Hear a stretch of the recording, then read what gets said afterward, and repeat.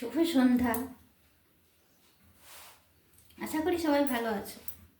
দেখো কেমন হুলকিয়ে ঠান্ডা পড়ে গেছে, দমে জাল করছে। আমি গায়ে কতগুলো চাপাই রেখেছি, দেখো দমে জাল করছে। মাথায় কিছু একটা আমাকে বাঁধতেই হয়, নাহলে থাকতে পারি না, খুব কানে ঠান্ডা লাগে।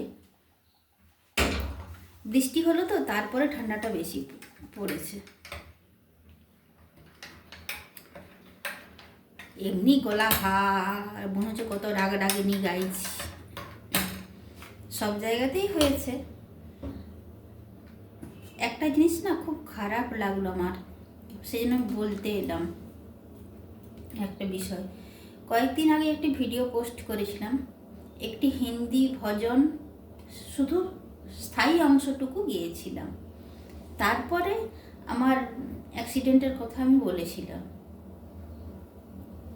কি হয়েছিল সবটাই বলেছিলাম। সেখানে যারা নোটিফিকেশন পেয়ে আসে, সে সমস্ত বন্ধু বা দাদা দিদি, আমার কাছের মানুষ মনে করি, প্রত্যেকেই শুভকামনা জানিয়েছে। প্রত্যেকেই বলেছে যে সুস্থ হও, তারপরে প্রত্যেকের বন্ধুদের ভিডিও দেখো, নিজেও ভিডিও পোস্ট করো। তারপরে যারা এসেছে কয়েকজন, আমি বন্ধু মনে করলে কি হবে, কি সুন্দর লিখে দিয়ে গেছে যে খুব সুন্দর হয়েছে, খুব ভালো লাগছে। কমেন্টটা করার আগে যখন কমেন্ট করছে বা করছেন, আপনাদেরকে তুমি আপনি দুটোই বলছি। যে ছোট তাকে তুমি বলছি, যে বড় তাকে আপনি। উপরে তো দেখতে পাচ্ছেন যে বন্দনাদি, মেঘনাদি, Joyparna music, Anjana De music, world of Arpita, Sona Saha, SBFT, সম্পাস রান্নাবান্না, প্রত্যেকেই শুভকামনা জানিয়েছে যে আগে সুস্থ হও। আরও কয়েকজন আছে। তারপরে তোমার ভিডিও পোস্ট করো বা আমাদেরগুলো দেখো, আগে সুস্থ হও। সেই কমেন্টগুলো একেবারের জন্য চোখে পড়েনি। সন্ধি আমাকে কমেন্ট করেছেন যে বোন সুস্থ হও, যোগাযোগ রেখো আমার সাথে। সোনাদির কমেন্টের নিচে একজন কমেন্ট করেছে, খুব ভালো লাগছে। ও আচ্ছা, মানুষ চিনলাম। আমি এরকম মানুষ ঠকাতে পারি না। হ্যাঁ ঠিক আছে, এরকম আমিও করি। ব্লগ ভিডিও বা কুকিং চ্যানেলে ভিডিওটা চালু করে দিয়ে চলে যায়, ফিরে এসে লিখি খুব ভালো লাগলো। বসে দেখা সম্ভব হয় না বড় ভিডিও, গানগুলো বসে শুনি, হয়তো একটু দেরি হয়, কিন্তু গানগুলো বসে শুনি।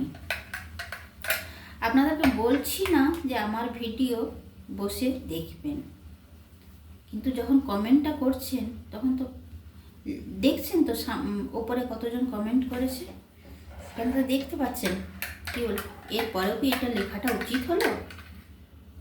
আমি বুঝতে পেরেছি, লিঙ্ক ওপেন করে দেখেই তারপরে চলে গেছে লিখে দিয়ে।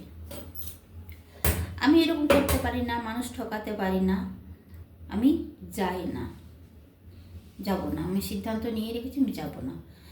গিয়ে এরকম কমেন্ট করে দিয়ে চলে আসবো কুট করে, এই কাজটা আমি করতে পারি না। লোক ঠকাতে, মানুষ ঠকাতে আমি পছন্দ করি না। হয়তো মাসে একদিন যাব, ফুল ওয়াচ করেই আসবো। আমার খুব মনে পড়ছে, জানেন তো, সোমনাথ দা একজন বড় ইউটিউবার, প্রায় 1.5 লাখের মতন সাবস্ক্রাইবার। তিনি বলেছিলেন তার একটি ভিডিওতে যে সমস্ত ছোট ছোট ক্রিয়েটারদের সাহায্যে চ্যানেল মনিটাইজ হয়েছে, তাদেরকে কখনো ভুলতে নেই, তাদের সাপোর্ট করতে হয়, তাদের ভিডিও গিয়ে দেখে আসতে হয়, ফুল ওয়াচ করতে হয়, কারণ তাদের সাহায্যে আমি উঠেছি। সোমনাথ দা কিন্তু নিয়ম করে আমার ভিডিও দেখতে আসেন, হয়তো আসতে দেরি হয়, সবগুলো না দেখতে পারলেও মোটামুটি 2-1টা হয়তো বাদ চলে যায়, কিন্তু দেখে যান, ফুল ওয়াশ করে যান। আমি খুব শ্রদ্ধা করি সোমনাথ দাকে।